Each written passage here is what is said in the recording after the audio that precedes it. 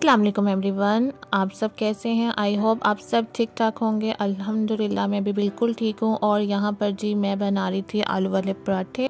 और आलू मैंने देखे किस में बॉईल कर लिए, प्रेशर में। और ये प्रेशर इतना को कोई काला हो गया ना कि मैं सोच में पड़ गई हूँ कि इसको मैं वॉश कैसे करूँगी और कैसे इसको वाइट करूँगी। अगर ना हुआ वाइट तो फिर मामा से बहुत बुरी डांट पड़नी है मुझे। और यहाँ पर मैं 10 ज़िलहज का यानी सहरी का इंतज़ाम कर रही थी। और इस बार रोज़ा मैंने और मेरे भाई ने रखना था, तो इस वजह से मुझे ये ज़्यादा करना पड़ा। अदरवाइज़ अगर सहरी करनी होती ना तो मैंने कुछ इतना नहीं करना था। फिर उसने मुझे कहा कि आलू वाले पराठे बना लो, तो फिर मैंने जल्दी से ही प्रेशर में यानी आलू बॉईल कर लिए मैंने। और प्रेशर का ये हाल हो गया बेचारे का। तो और तमाम स्पाइसेस मैं डाल कर ना फटाफट से आलू वाले पराठों का ना मिक्सर रेडी कर रही हूँ, क्योंकि टाइम बहुत कम था और मुकाबला बहुत ज़्यादा सख्त था। और आप सोच रहे होंगे कि इतने ज़्यादा आलू बॉईल कर लिए, रोज़ा रखना इन दोनों नहीं था। वो एक्चुअली क्या है ना कि मामा ने कहा कि ज़्यादा बॉईल कर लेना, तो सुबह हम लोग ना यानी नाश्ता कर लेंगे आलू वाले पराठों का। मामा ने कहा था कि तुम लोग सहरी में खा लोगे आलू वाले पराठे, तो हम सुबह नाश्ते में खा लेंगे। तो मैंने कहा चलो ठीक है, अब अगर मैंने मिक्सर बनाना ही है तो मैं फिर काफ़ी ज़्यादा बना देती हूँ, तो सुबह मम्मा बना लेंगी। और अब यहाँ पर मैं और अपने भाई के लिए मैं सहरी बना रही थी। और भूख नहीं इतनी ज़्यादा लग रही थी, लेकिन ना गर्मी बहुत ज़्यादा थी। मेरा बिल्कुल भी दिल नहीं कर रहा था कि चूल्हे के आगे खड़ी होकर ना मैं कुछ बनाऊं, क्योंकि आजकल जो गर्मी चल रही है ना, मेरा बिल्कुल भी दिल नहीं कर रहा कि मैं किचन में जाकर काम करूं। इतनी ज़्यादा गर्मी है कि कुछ काम करने को दिल ही नहीं कर रहा। तो बहरहाल अब गर्मी है, किचन में तो जाना ही है, हमने ही जाना है, वरना किसने हमें खाना बना कर देना है। और यहाँ पर जी गर्मा गर्म आलू का पराठा तैयार हो चुका हुआ है। मुझे आलू वाला पराठा वो पसंद है जिसमें मिक्सर ज़्यादा सारा डला हो, थोड़ा सा ना हो, क्यों वरना फिर होता है अक्सर क्या होता है कि लोग करते हैं कि थोड़े से मिक्सर में ना इतने ज़्यादा आलू वाले पराठे बना देते हैं और अंदर से जब हम बाइट लें ना तो आलू कहीं कहीं यानी आते हैं मुंह पे। तो वो आलू वाला पराठा तो ना हुआ ना। मैं अगर बनाऊँ ना तो मैं काफ़ी क्वान्टिटी में इसका मिक्सर डालती हूँ ताकि पता चले कि आलू वाला पराठा बन रहा है, वरना आम सिंपल रोटी लगती है अगर थोड़ा सा मिक्सर ऐड किया जाए। तो अब मैं फटाफट से बना रही हूँ। और माशाल्लाह से मेरी जो रोटी का जो साइज़ है ना वो पूरा तवे जितना ही आता है। मामा मुझे बहुत कहती हैं कि ना ज़रा छोटी बनाया करो, छोटी बनाया करो, लेकिन वो छोटी के चक्करों में मुझसे फिर बड़ी बन जाती है। पता नहीं क्यों तवे में झाँक करना मुझसे छोटी रोटी बनती ही नहीं है। और यहाँ पर मैं सहरी खा रही थी और बहुत गर्म था, क्योंकि टाइम भी बहुत कम था और मुझे फटाफट से खाना भी था। और मुझे आदत है कि मैं आलू वाला पराठा हो या कोई भी पराठा हो ना, तो मैं मिक्सर थोड़ा सा ना निकाल लेती हूँ, उसके साथ लगा कर खाती हूँ। तो और ज़्यादा मज़े का लगता है। उसके बाद जी मैंने फजर की नमाज़ अदा की।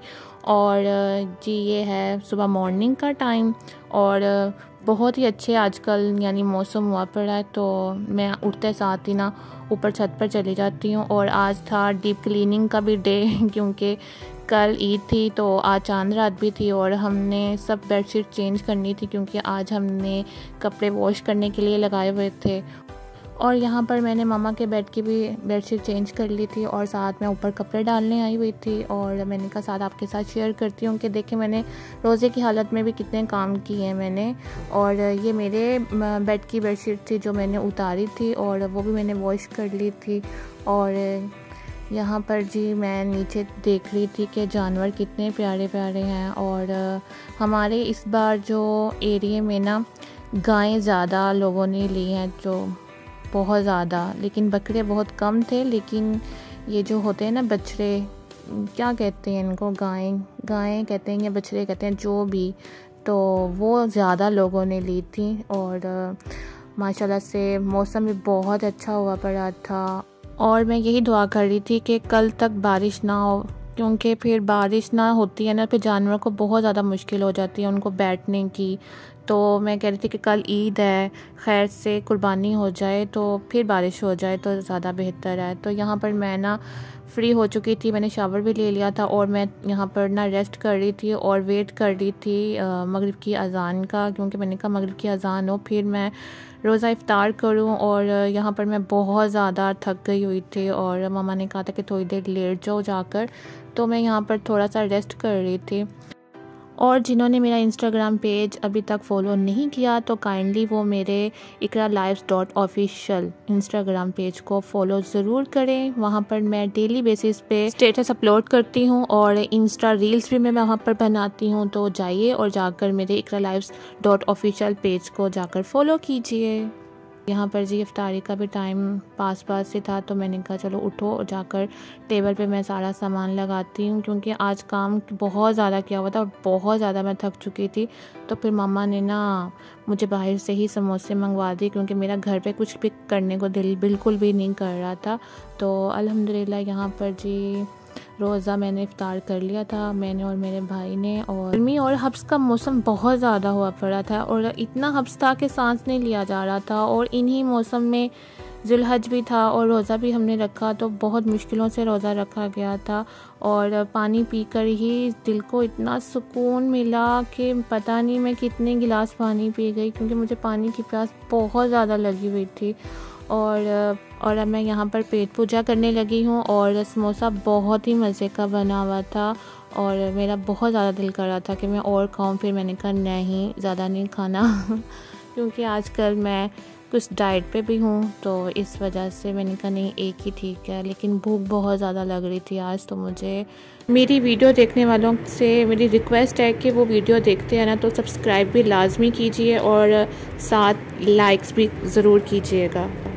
नमाज़ अदा करने के बाद मेरा पहला काम हुआ कि मैं चाय बना लूं, क्योंकि सर में बहुत शदीद किस्म की दर्द हो रही थी। तो मैंने कहा कि पहले चाय बना लूं ताकि मैं सुकून से बाकी कुछ काम कर सकूंगी। और बहुत ज़्यादा काम पड़े हुए थे अभी भी, तो मैंने कहा पहले चाय पी लूं, क्योंकि चाय ही ऐसी है जो सर दर्द का इलाज भी है और सुकून भी मिलता है चाय पीकर। गर्मी हो या सर्दी हो, हम लोग चाय कभी नहीं छोड़ते हैं। इतनी शदीद गर्मी पड़ रही है लेकिन फिर भी चाय पीनी ही पीनी है हमने, क्योंकि एक आदत सी हो गई है चाय पीने की। तो जब कोई बुरी आदत लग जाए ना तो उसको छोड़ना बहुत मुश्किल हो जाता है।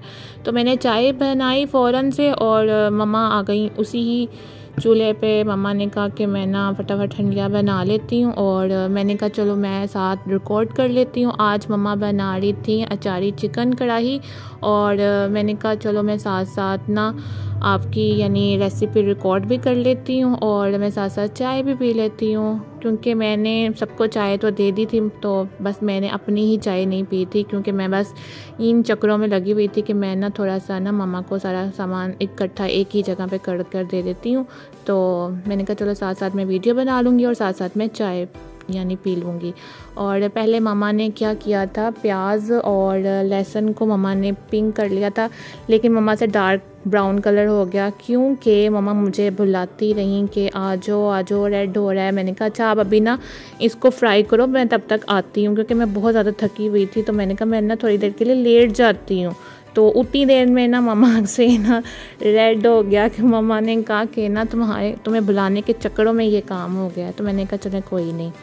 तो उसके बाद मम्मा ने घी में यानी चिकन को फ्राई किया, इतना फ्राई किया कि उसका कलर चेंज हो गया। उसके बाद मामा ने जो पेस्ट हमने बनाया था ना प्याज और लहसुन का वो डाला, साथ टमाटर ऐड किए और अदरक और हरी मिर्चों का जो मम्मा ने पेस्ट बनाया हुआ था वो डाला। और अदरक और हरी मिर्चों के जो पेस्ट हमने मम्मा ने बनाया था ना उसमें मम्मा ने सूखा धनिया ऐड कर लिया था, क्योंकि कूटते वक्त ना मम्मा कहती हैं कि सूखा धनिया डाल दो ना तो कूटते वक्त मिर्च उड़कर आँखों में नहीं पड़ती हैं। ये कोई टिप होगी मम्मा की।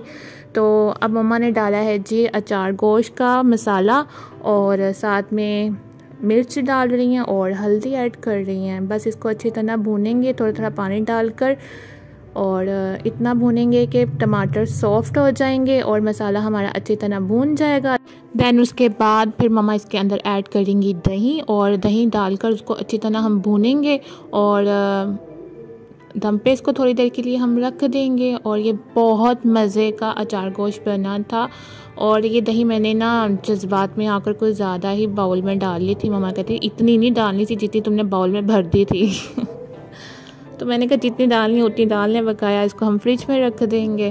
तो देन इस पर इसको अब भून रही हैं और थोड़ा सा ही आई थिंक मेरी मम्मा ने पानी डाला था और हमने इसको दम पे छोड़ दिया था और अचार गोश्त हमारा रेडी हो गया था। और गर्मा गर्म मैंने रोटियां भी बना ली थी, लेकिन रोटियों का मैं ना क्लिप नहीं बना सकी हूँ क्योंकि बहुत ज़्यादा गर्मी थी और फ़ोन बहुत ज़्यादा हीटअप हो जाता है, तो इस वजह से मैंने रिकॉर्ड नहीं की रोटियाँ। तो नेक्स्ट टाइम मैं ज़रूर करूँगी। और ये देखिए मम्मा ने पानी भी ऐड कर लिया है क्योंकि चिकन हमारा कच्चा था, तो हमने इतना पानी ऐड किया है कि हमारा ना चिकन गल जाए। और पानी यानी इसका नॉर्मल हमने इसका ना मसाला बनाया था, तो इस वजह से कोई लोग तो ऐसे हैं कि अचार गोश्त में भी इतना पानी ऐड कर देते हैं कि वो बिल्कुल सालन की तरह लगता है, लेकिन सालन की तरह बिल्कुल नहीं अच्छा लगता अचार गोश्त। तो अचार गोश्त हो और उसमें अचारी मिर्चें ना डलें, ऐसा हो ही नहीं सकता। और मिर्चें मैं बहुत शौक़ से खाती हूँ। कोई ऐसे हैं कि फैमिली वाले हो ना, तो वो अचार गोश्त में इतना पानी ऐड कर देते हैं कि पूरे के चक्करों में ना कि पूरा सालन हो जाए, तो इस वजह से वो इतना पानी ऐड कर देते हैं कि वो बिल्कुल यानी आम सालन की तरह ही लगता है। वो अचार गोश्त बिल्कुल नहीं ऐसा फ़ील होता खाने में। मैंने तो कुछ ऐसे लोग भी देखे हैं जो इतना ज़्यादा पानी डालकर अपना शोरबा यानी सालन का बनाते हैं, लेकिन दूसरों को बातें करने से वो बाज नहीं आते हैं। कहते हैं कि हाँ फलाने के घर गई, उसका देखा इतना लंबा सालन शोरबा बना हुआ था। भावें घर अपने पानी वर्गा शोरबे ना भावें रोटी खावन, लेकिन लोगों को गल्लां करनियां बाज नहीं आनियां। मैंने सोचा आपके साथ ये भी शेयर कर देती हूँ कि हम धनिया कैसे सेव करके रखते हैं। नीचे एक टिशू की लेयर, देन ऊपर हमने धनिया काट कर रखा हुआ है और ऊपर भी टिशू की लेयर अच्छी तरह उसको हमने ढांप देना है धनिया को टिशू के साथ। एंड देन उसके बाद हमने इसको कवर करके रख देना और ये बिल्कुल ख़राब नहीं होंगी और एक हफ़्ता आराम से हमारा गुजर जाएगा।